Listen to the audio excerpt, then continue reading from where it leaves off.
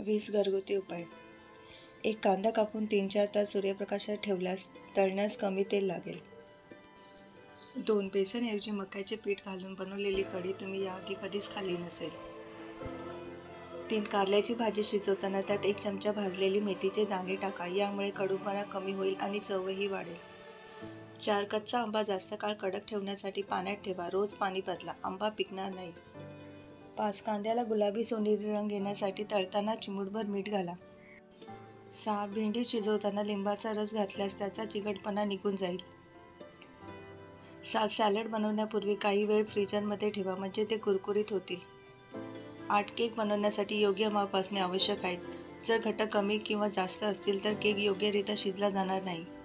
9 गरम मसाल्यांचे डबे एका अंधारात आणि थंड ठिकाणी ठेवल्यास ते खूप काळ सुरक्षित राहतील आणि त्यातील सुगंध टिकून राहतील.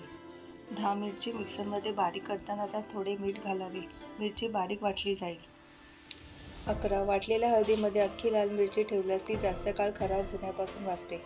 12 चिंच जास्त काळ टिकून ठेवण्यासाठी त्याच्या बिया काढून उन्हात वाळवा. त्यात हिंग आणि मीठ भरून दाबून भरा. 13 हिंगाचा सुगंध जास्त काळ टिकवण्यासाठी हिंग एवढेच मीठ मिक्स करून बाटलीत भरून ठेवा.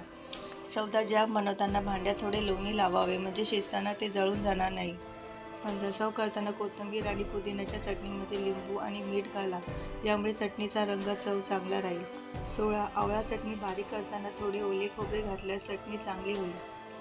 17 कोणत्याही प्रकारच्या चटणीमध्ये 1 चमचा वितळलेले लोणी घातल्याने चटणीचे पोषण चव वाढते. 18 सफरचंदाची साले गूळ आणि चिंच घालून बारीक करून त्यात मीठ, मिरपूड आणि मोहरी टाकून एक स्वादिष्ट गोड आणि आंबट चटणी बनते.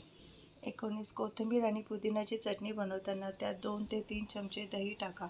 यामुळे चटणी अधिक चवदार आणि आकर्षक होईल.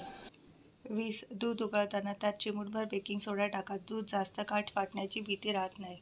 धन्यवाद.